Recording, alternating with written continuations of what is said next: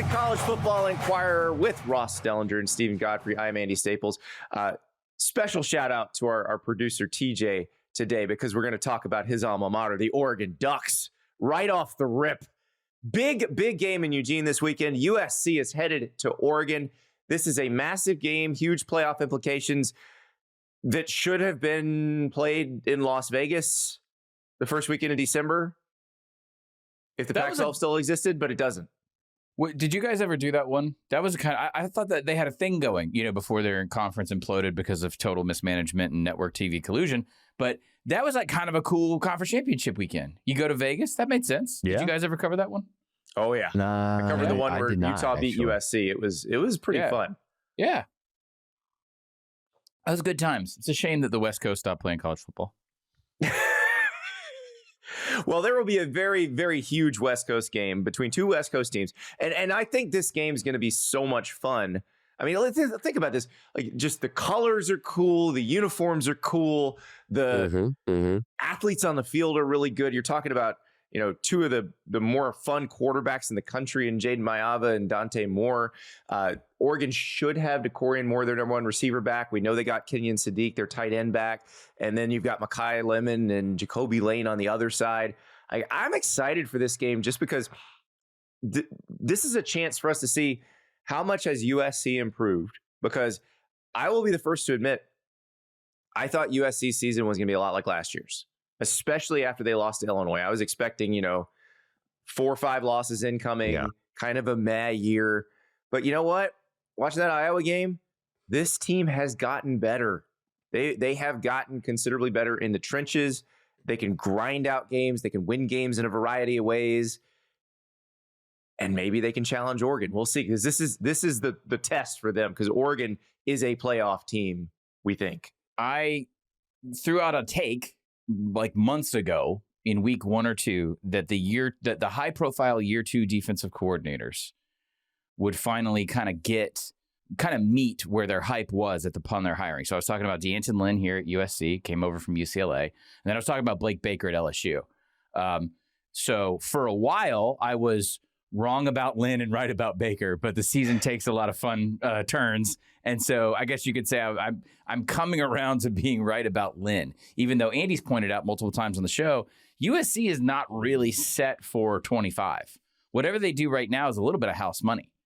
2026 and beyond, it kind of feels like that's where that roster is headed, and we're going to get old school USC. However, when I talk to people in the offseason about that defense, there was it was a little hesitation, but they were like, hey, kind of that Carroll era, like kind of starting to put athletes back in the front seven. It's going to, not necessarily look like the old days, but it's going to look closer to it. And now just on points allowed the last couple of weeks, it feels like they are rounding into form a little bit to complement that offense. Yeah. You look at the wins they had, Michigan, Nebraska, Iowa, to Andy's point about maybe thinking that this would be the same old USC. They won all 3 of those games, right? And I did not expect that to happen either. In the same old USC would probably drop 2 of those 3. And they would have been sitting here with 4 losses instead of still in the playoff race. So 2 weeks left in the year, and you're still right there, because I think they were, what were they ranked? Were they 14th or something like that? Maybe. Yeah. Maybe they're in striking. I mean, if they beat Oregon, I think they're in the field, because they probably they might replace Oregon. Right. I mean, they probably, especially at win at Oregon, they would just sort of replace them in the field. TJ said they're ranked 50th. But yeah, they probably would just potentially switch places with Oregon. Which, probably driving the Oregon people crazy that we're talking about that, because that would be loss number 2. And loss number 2, if you're at a Big Ten team, that's not supposed to knock you out. But Oregon's problem is that its schedule, and part of this has to do with this Big Ten draw, has just not been particularly great. Like, we'll get to what Herner Juracek said about the Oregon-Penn State game that he's just been crushed for. But the teams Oregon has beaten have not been very good. And they lost to the really good team they played in Indiana.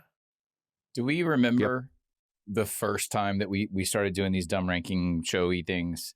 scheduling intent was like more of a hot term. Do we guys? Am I hallucinating here? Right? No, Scheduling I remember intent. that. Okay. And Oregon like the Oklahoma Yes. State game is a great example of this. When Oregon scheduled Oklahoma State, Yes. that was a tough non-conference game. You got the most. Let me use like a youth. You got the most cheeks Oklahoma State program of the last 30 years this season. Okay, that was your out of conference. Like, I don't know if it's a 1-1, but I know that they played a home game against them. You went into number 3 Penn State, which was supposed to be the whole reason that we grabbed all these West Coast teams and we mashed them together with the traditional Big Ten, so you could have these big helmet games, right? We did everything we were supposed to if we're Oregon. Wisconsin, historically bad when we played them. Everything along this list looks like you did a smart thing. Hey, man, they even scheduled Montana State to open the year, right? That's the second or third program. the second or third best FCS program. They'll probably be playing, close to a national championship behind North Dakota State. Brawl of the Wild this weekend. This is not a poorly assembled schedule. This may be, guys, one of the most historically bad luck rolls that I've ever seen. It's Indiana from last year. Because if we looked at Indiana's schedule at the beginning of last season, we're like, oh my God, they have to play Ohio State and the 2 teams that played for the national title the year before. And we're like, that's a horrible schedule for Indiana coming off a 3-9 season with a new coach. And then by this point last season, we're like, wow, that was such an easy schedule. They didn't play anybody except Ohio State. I mean, I'm grasping here, but if you're a Ducks fan this weekend, in addition to taking care of business, you're really pulling for Washington to win on the road at UCLA, just so you can go in and beat an 8-win team and try and compliment this thing off. But the thing is, if Oregon beats USC, they are fine. They're absolutely fine. It's the same as Indiana last year. Like 11-1, you got no problems. Are you home game fine? That is another question, right? That depends on what happens. Of all the programs that are in this space, guys, think about the swing that a home game in Eugene or Lubbock provides versus a place like, let's say, Oxford, Tuscaloosa. Like those environments, I think, would create more of a percentage advantage for those 2 programs specifically. Because look, those are really hard places to play. It's far flung. You're gonna fly somebody in one way or the other. To have that advantage, if I'm Oregon in a swing game, 8-9 maybe, that would be huge. I just don't know if they can build a resume to get it. Well, I also, we talked about last year, like, oh, you want to be in the 5 spot or you want to be in the 6 spot because that gives you the easiest path because of the way the buys works last year. You want to avoid 8 or 9 like the plague this year. Yeah. Because it means you're either playing Ohio State or Indiana in the Rose Bowl if you win. So how'd that go last you time? do not want to be 8 or 9. And right now, Oregon's at 7. And I think if they win, they'll be okay. I don't think they're going to drop. If they win the next 2 games, especially if Washington beats UCLA, they'll have beaten what we think will be a 9-win team and what we think will be an 8-win team. Mm-hmm. That's not going to drop them, I don't think. Well, when will it drop them beyond Notre Dame, Alabama? Right. I don't know. Now, that's the kind of you the can big make question. the argument that Alabama should be ahead of Oregon because Alabama's wins are much better. The thing that Alabama has that you can argue back with is a horrific loss to Florida State. Yeah, really bad loss. I would imagine, I don't know what this committee's going to do. Unpredictable, but I'd imagine that Oregon, because of their schedule, as Andy mentioned, would drop behind Notre Dame and Alabama. But that would be the big question. I would guess they'll be ahead of Utah. You can't drop them behind Notre Dame. If Oregon keeps winning, you can't drop them behind Notre Dame. No, if they lose this week. Oh, if they lose this week. Oh, yeah, absolutely. They have 2 losses. If they lose, the question is, where do they put them? In between Alabama and BYU, which is right on the cutoff? Or do they put them in between Oklahoma and Notre Dame? What happens? I don't know. Well, it seems like they penalize later in the plays season, at you Cincinnati, lose. Right? So they got to win that one first. Yeah, it's true. Yeah, that's not a gimme. But so we were talking before we started recording the show about the rankings themselves. Yes. I don't know about you guys, but it feels like they are more all over the map this year than usual. Yes, they are. I feel like they're all the time all over the map. But Ross, do you want to do the Godfrey bit here? The Godfrey bit. Yeah, I do think it's time that we give serious thought to changing multiple things as it relates to the committee. Robot umpires? Maybe not go that far, Andy, but why we have athletic director, it's never been a more like busy, complicated time for athletic directors with what's going on campus financially, in this new rev share era and all this stuff, right? And we have athletic director, half of the committee, maybe a little more than half of the committee, I think, is sitting athletic director. It'd be 7 of the 13 members. Yeah. And there's right now, and there's definitely 4 because there's three always one 2 coaches sitting maybe? from a power conference. And we all coaches, and then we all know that outsiders. ADs know ball.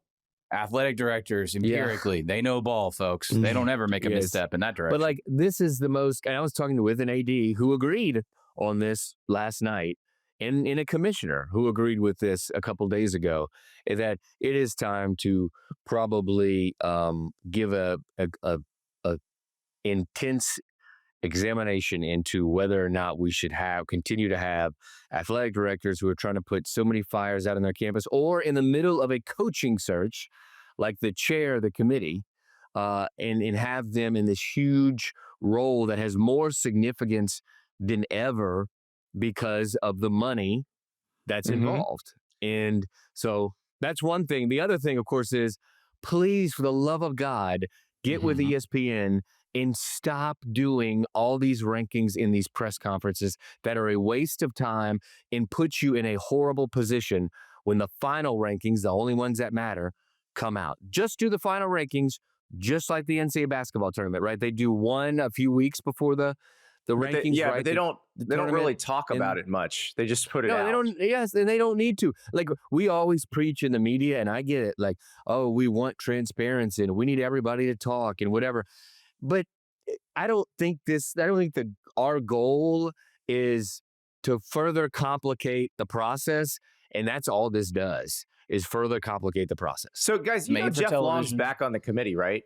Yes, he is. Yes, I know. The former Arkansas and Kansas AD, the one who hired Les Miles at Kansas. I didn't realize where he was consulting. This is such a crooked ass sport. This is such a crooked sport. I didn't realize where he was consulting for now.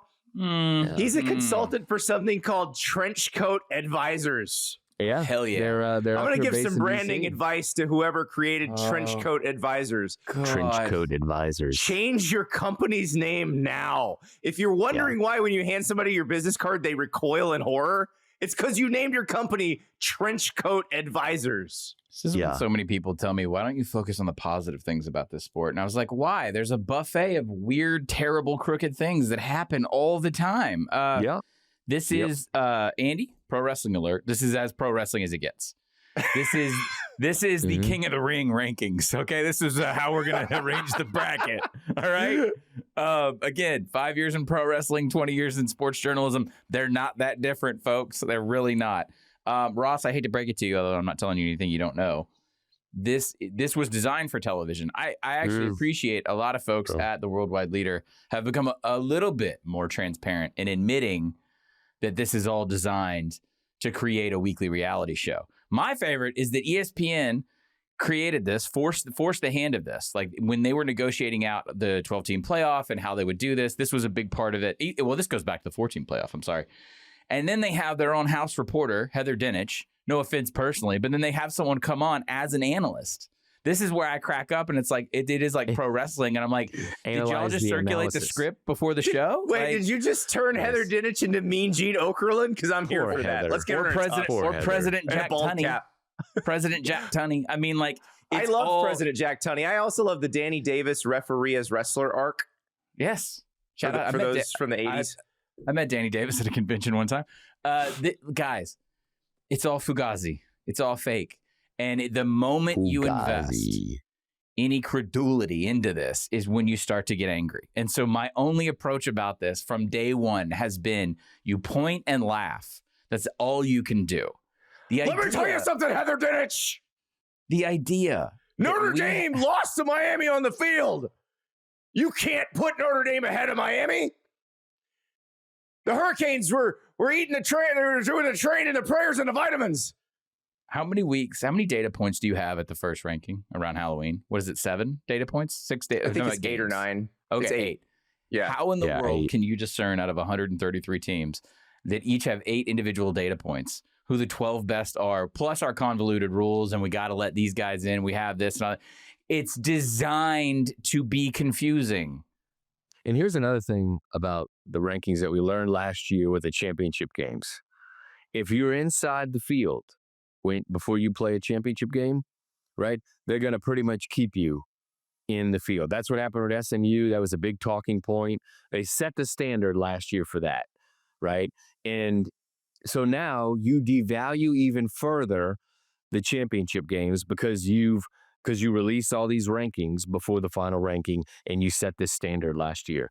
Like, it does no good to do this, what they're doing every week. And I think eventually in the new ESPN contract, or if they can renegotiate it with ESPN, which I'm sure they can't because of what Godfrey's saying about it's really just a reality TV show. And that's what it's made to be. But there's got to be a push off season to at least try to do this. Counterpoint to your point, Ross. Nope. It's working. What have we just done for the last 10 minutes? That's right. We're talking about it. But here's the thing, Andy. And I think this has happened the last 2 years, is it's come back and it's resulted in security guards having to sit outside of a chairman's house and follow him and his family to the mall. Which is why I'd never do this. It just means more. There's so many people in the media who are like, I want to do it. They should have us do it.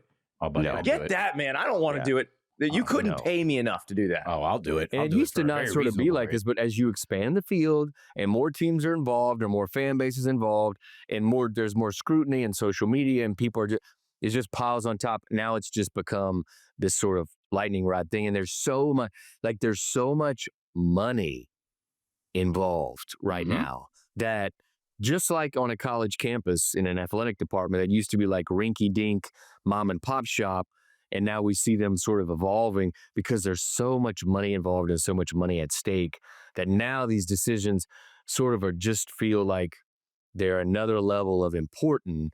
And I think the security of the selection committee members and their families, right, would be a whole lot better if they didn't every week trot the chairman out and every week do these rankings. But just me. Poor Hunter Yurachek. Just as an aside, like we all sort of work the phones and to various degrees on what's going on with coaching searches, and it's how we pay our bills. Arkansas, I mean, you never get a final total.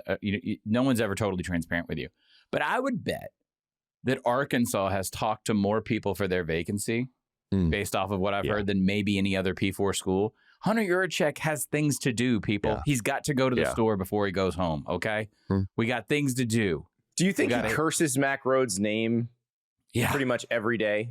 He did. I know Hunter. I know you guys have talked to him. Like, I felt so bad for him up there where he's just like, man, I don't want to be doing, like, God, I got tapped into It's a no-win situation. No matter what your answer really is, it's not going to be. Well, here's the thing. Don't make your answer, well, we thought Penn State was good when Oregon played them, so we're still considering that win good, even though we know Penn State's not good. Yeah, that I mean, was probably it's poorly the worst phrased. It's poorly phrased, but I also I've been defending Oregon because it's like that's sort of an extension of scheduling intent defense. I don't hate it.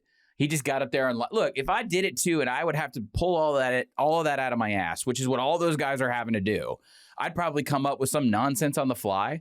There's no empirical data here that they're using. They literally have to make it up every week. You guys think we're telling a joke. They have to make up the context for their current 25 every week because the previous week's context is voided by adding more data. This is why you shouldn't do this, but they decided to do it. So I never blame any of those guys. I mean, Jeff Long, because he's a little bit of a shyster, but like nobody should have to stand up and do that. That's a no-win situation for all of them. It's so stupid. Let me tell you something. Ooh, yeah. That's a do great Macho Man. Yeah. You got. I did get a smoothie next to Macho Man once in Tampa after a workout. He walks in the door. Ooh, yeah. First thing you hear. That guy was the bit. Those King of the Ring rankings got me behind the Ultimate Warrior. Ooh. Yeah. No, I don't. Sorry, Ross. I didn't mean it. I enjoy this. I didn't know he would get this far in on it. Yeah. It's okay. Listen, I'm about to do the Dusty Rhodes Hard Times promo. So Look, Dusty Rhodes impression. Everybody thinks they have one. Times on Mario Cristobal and his family. Everybody thinks they can do a Dusty. It's trickier than you realize. I can't do a Dusty. I know. It's hard to do I'm sorry. I know the content. I just can't get the cadence. Do you know what a Dusty finish is? That sounds, by the way, like the worst sexual innuendo. It sounds like something trench-coat advisors would advise you on. Jeff Long's back on the committee. Don't ever tell me that I focus too much on the negative in this corrupt-ass sport. We talked. Didn't we talk about David Beatty a week ago?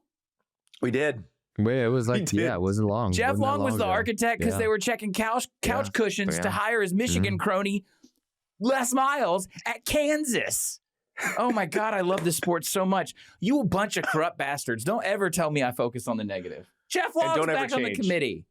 Don't ever change. We got Ross's Congressional Minute when we come back. But if you want to see Ross with no beanie today, Sans beanie. Sans took.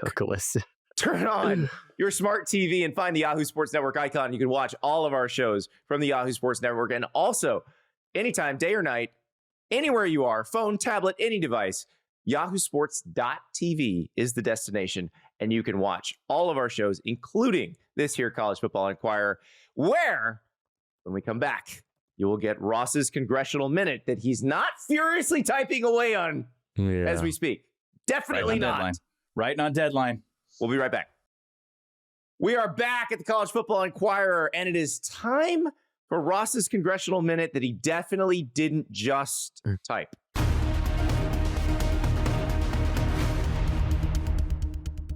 Ross, you have the floor.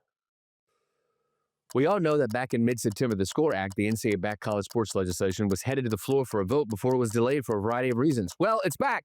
Congressional lawmakers have set a tentative date for the SCORE Act to be voted on the floor of the House for the first week of December, basically in about 2 weeks. Now, that date can very much change, but for now, that's the plan. The thing we don't know is what is the future of the bill once it passes the House. Many believe it doesn't have a shot in the Senate at all. As mentioned before, it may be combined with the SAFE Act or whatever legislation that Ted Cruz comes up with.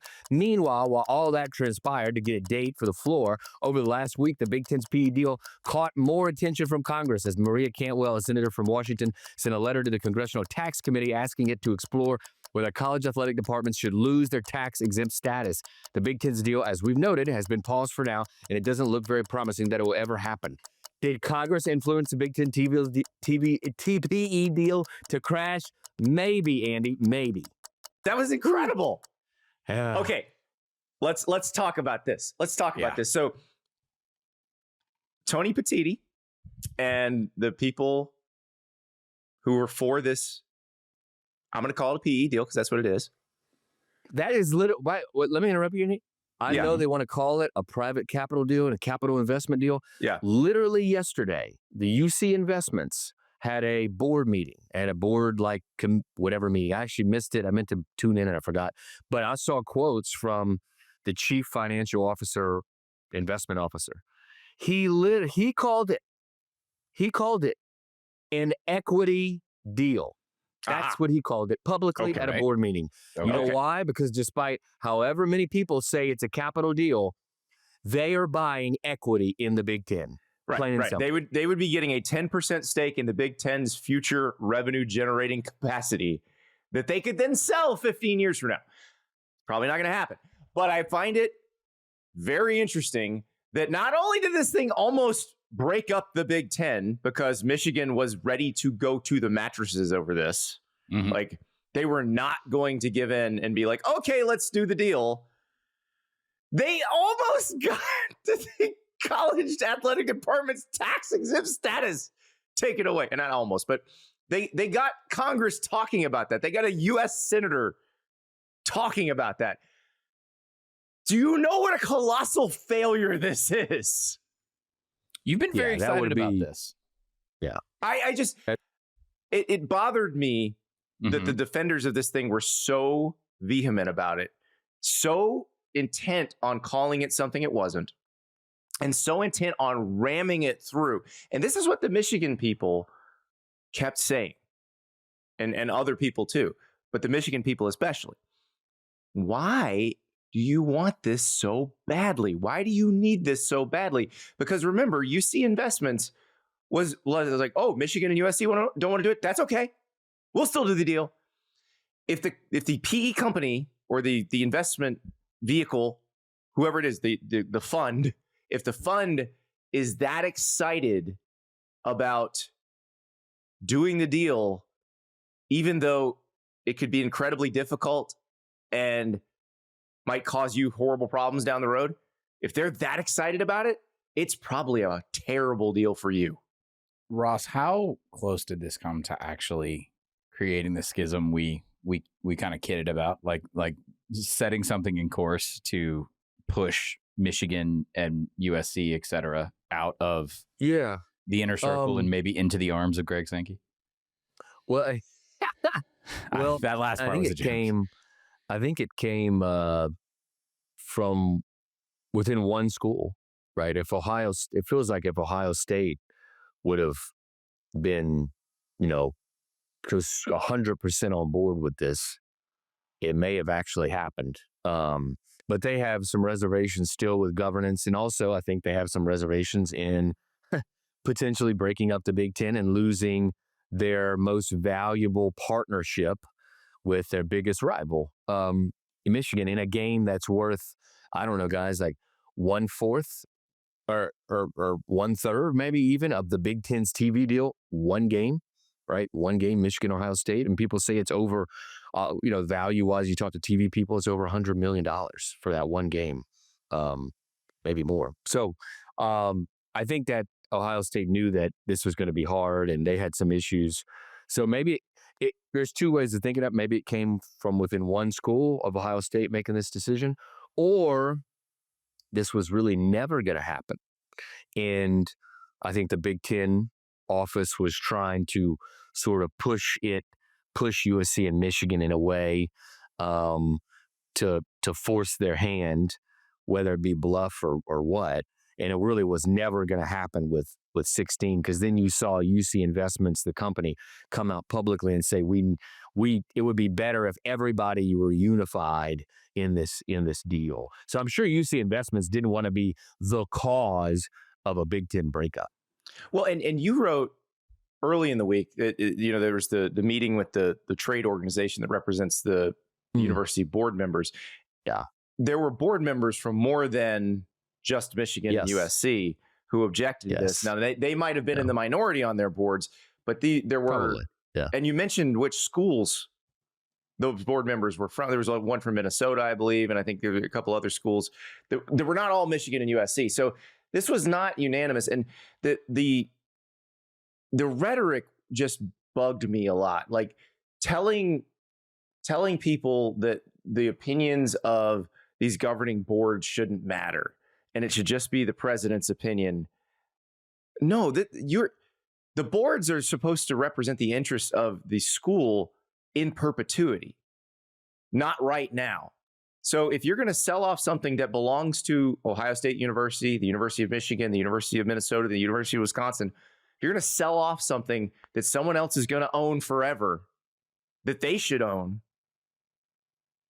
then the board has a right to object to that. Yeah, for sure. And a lot of boards think they have a right to approve or not approve it, right? They think they have a decision-making power. Well, ultimately they do, because if the president approves it without their approval, they're firing the president and finding a way out of the deal. Yeah. I mean, like let's be honest, and when we talked about this before, is anything new, is that 17 of the 18 athletic directors of the Big Ten were in favor of this, right? Even Michigan. Jen Cohen of USC was not. She was the only one. And so Michigan's administration, I think, was supportive of it. It's Michigan's board that obviously was not. And I asked somebody, well, what if the interim Michigan president just goes in? Because that's also part of this is, right, you have an interim president at USC in Michigan. And so you don't have very strong president roles because they're in the interim and temporary. And so you revert sort of back to the athletic director and the board. But I asked somebody, well, what if the interim Michigan president, who is apparently maybe going to retire and doesn't need the full-time job or whatever, what if he just goes in there and votes for it? And the answer was, he'll be fired the next day.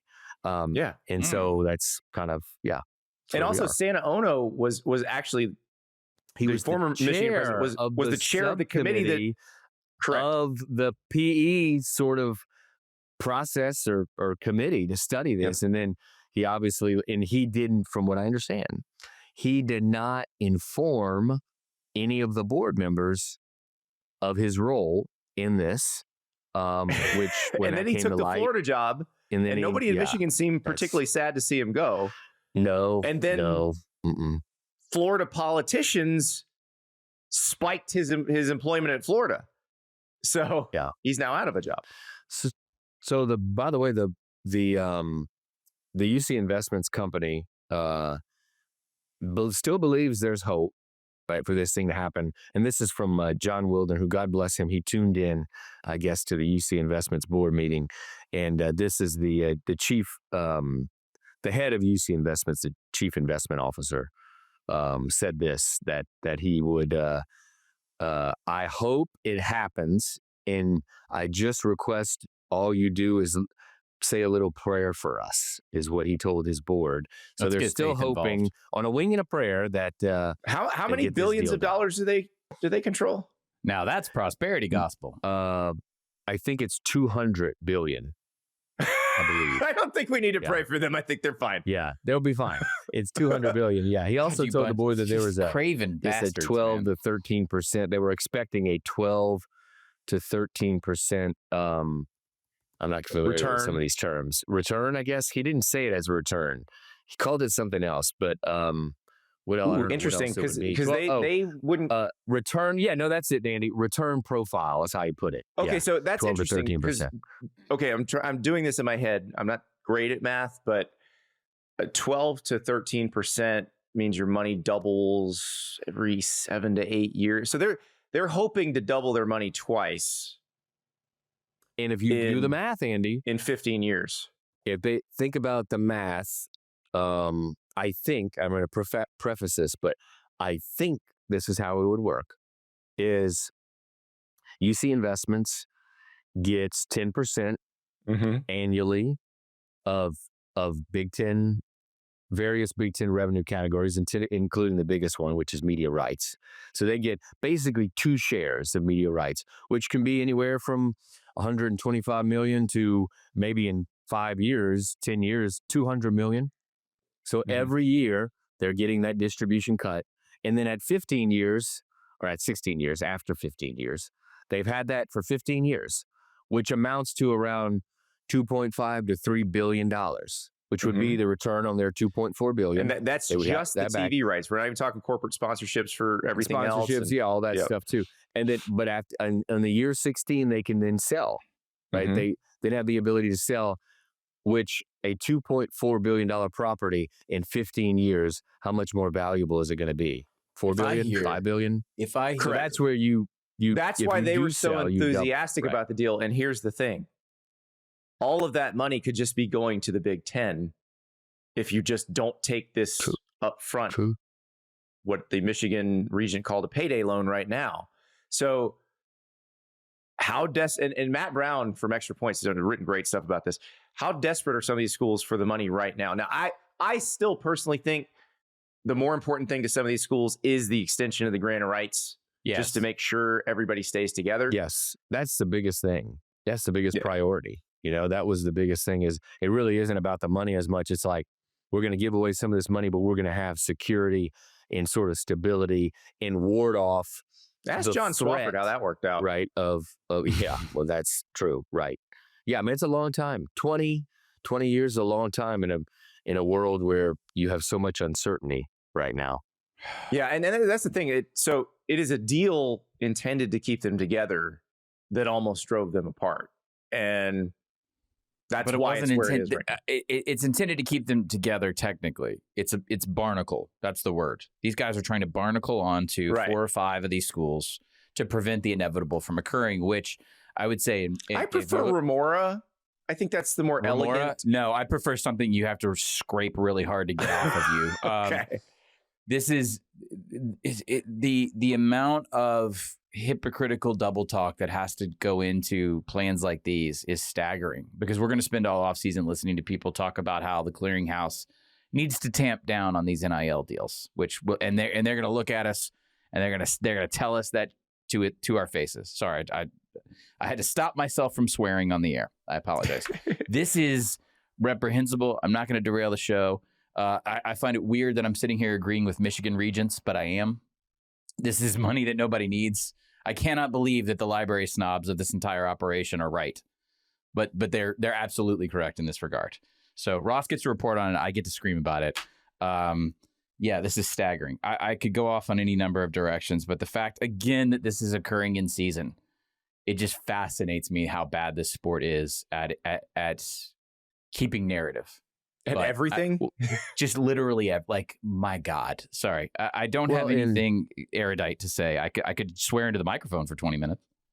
And I think 2 Sundays ago when I had that story about the Big Ten sending messages, to USC and Michigan about kind of threats. At least they took it as threats in a deadline to decide. And if they didn't decide, there were repercussions listed out, including in sort of an email from the Big Ten. When or what? That was the beginning of the end of this, right? Or that was what? the beginning of the end because it did the Ross, opposite. What was the or what? Like or what? What are you gonna do? So it's a good question. Well, let me see. Hold on, let me pull up this email while we're on the pod. If I'm sitting in Ann Arbor, comparison. I'll give you this a is the comparison. most I've ever appreciated Michigan in my career, and it's breaking my soul. This is like if ESPN gave Pat McAfee an ultimatum. Pat McAfee owns his show. ESPN pays to license it. If ESPN gives him some sort of ultimatum like, you do this or else, he'll be like, bye.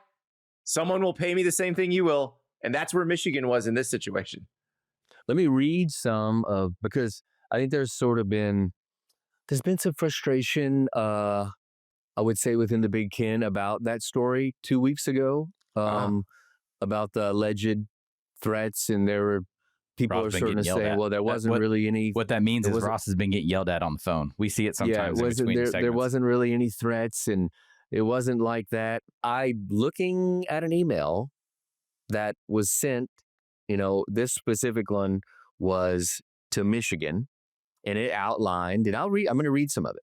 It outlined spicy sort of the negotiation between UC Investments and the Big Ten in Michigan. All right. I'm excited. You ready? Okay. Yeah, I'm excited. Here's a summary of current proposed path if UM does not support the deal. If Michigan does not execute its grant of rights of extension, we will not receive the $190 million upfront payment when the deal closes.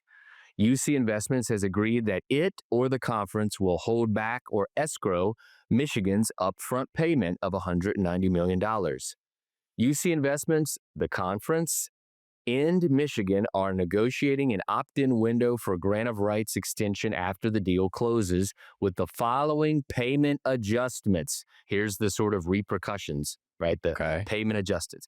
Number one, if Michigan extends its grant of rights within 6 months after closing, we will receive the full upfront payment, $190 million, plus the brand recognition bonus of $50 million paid in 2037.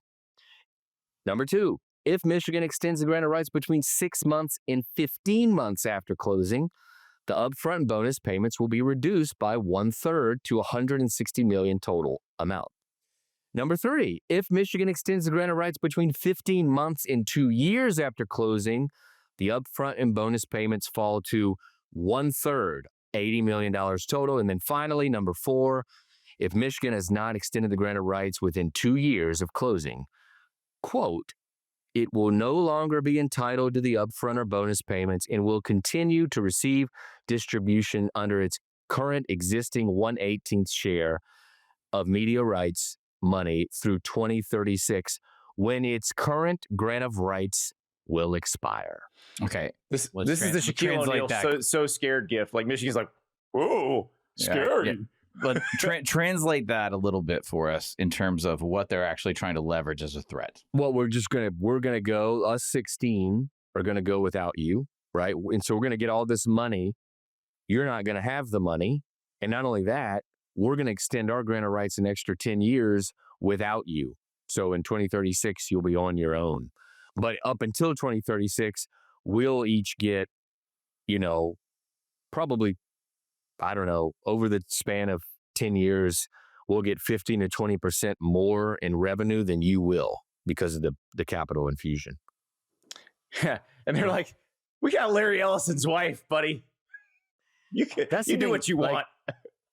Yeah, there are plenty of schools in the Big Ten that need this upfront money because of facility stuff and facilities debt. But there's several schools that don't need it. In Michigan and USC, at least, they say they don't need it. And why are we helping out our rivals who do need it? Why would we do that? Yeah. Correction, it's the LeBron I'm so scared of. Yeah, I was trying to remember the Shaq thing you were talking about. I thought it was Shaq for some reason. I just right. The Lakers jersey. That's what it was. But this is all very fascinating. But we need to get back on the field, gentlemen. When we come back, I've got a feeling. We are back, and it's I got a feeling, and me and Steven Godfrey trying very hard to get over 500 in this segment. You think football is still fun? I feel great, man. I got a bad feeling about this. Whoever wins is over 500.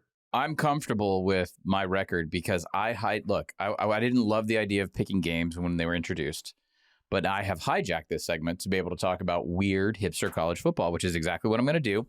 Sometimes I know going in, I'm probably not going to win my pick. I love the game you picked. I'm just going to say this right now. I love the game you picked, and I think the coach of the team you're picking against will also love this pick. So go ahead. Yes, he will. You ready?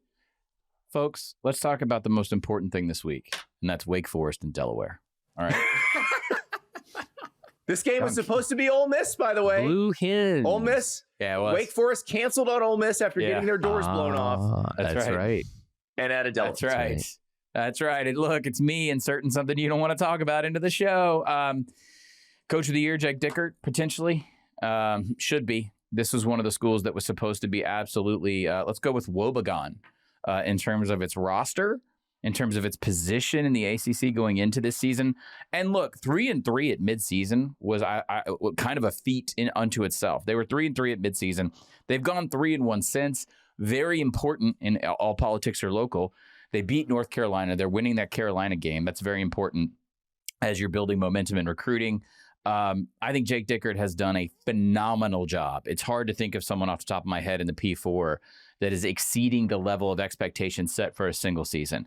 If they win against Delaware, he will break the all-time record for most wins in a debut season at Wake. I know you're all talking about famous Bill Dooley in 1987. How's that, boys? One thing to key in on, defense is averaging 18.3 points per game allowed. Let's talk about Delaware real fast. Ryan Carty has done an excellent job bridging the program into FBS. That's often not the case when you're taking these small schools with small budgets into the low G5.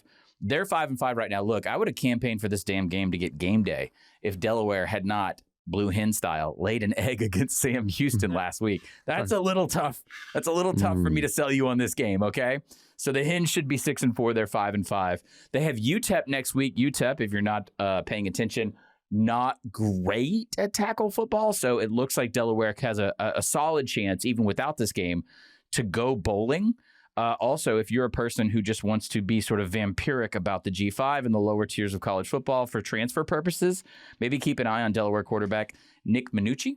Got a lovely head of hair, good like Trevor Lawrence, kind of like a younger Godfrey Quaff type deal. Great head of hair, comes out of Don Bosco Prep in New Jersey. So I would keep an eye on him. Probably the best quarterback in the CUSA off the top of my head. I'm taking Delaware in the points. I don't think they'll win, but to Andy, the way you set this up, a lot of close games, like a lot of close games. Yeah, for we Wake had Forest Jake Dickert and Delaware. We had Jake Dickert on my On3 show before the North Carolina game last week, and he's like, "Look, we make no apologies for beating Kennesaw State 10-9. That's a win." I know, and everybody laughed about that. And then Kennesaw State also has had a great season in Conference USA. I got a text from someone within the Wake Forest administration, and this warms my heart that my acronym is taking hold. And he just said Jake Dickert, FFC. So for those of you, maybe this is your first podcast, the second F stands for football. The C stands for coach. You can figure out what the F stands for. The F stands for Johnny Football's original nickname was not Johnny Football. It was JFF. Yeah. And it's what the middle F stands for. Ross Dellenger, what's your pick? Oh, keeping it local. Michigan visits Maryland up here in the D.C. area. And we've seen the last few weeks, and maybe for, I guess, most of the season at Michigan, no matter who they're playing, the game is going to be fairly close, especially the last 2 weeks.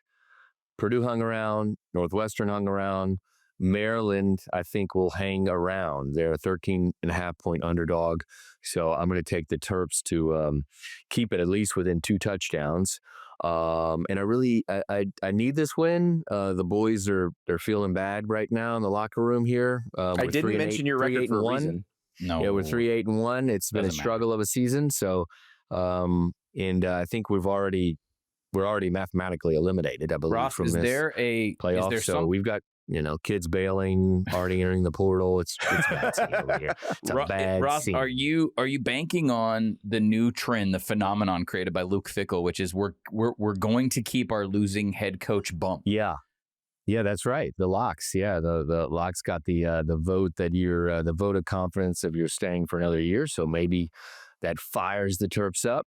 And look, Michigan's playing without Justice Haynes, right? He's going to be out for the regular season, I believe. And they are also playing for still a playoff spot. This is an injury we didn't talk about it when we talked about the rankings with about Michigan, but they're further back than I thought they would be in the rankings. They're 18 in the CFP rankings. And now I'm starting to think, gosh, even if they beat Ohio State, like, I don't know if they could take that huge leap up. I think having the best win in the country will catapult them. Although Alabama has the best win in the country, they're number 10 right now. So who knows? But I'm going to push back a little bit on this. And the Mike Locksley bump, I do get.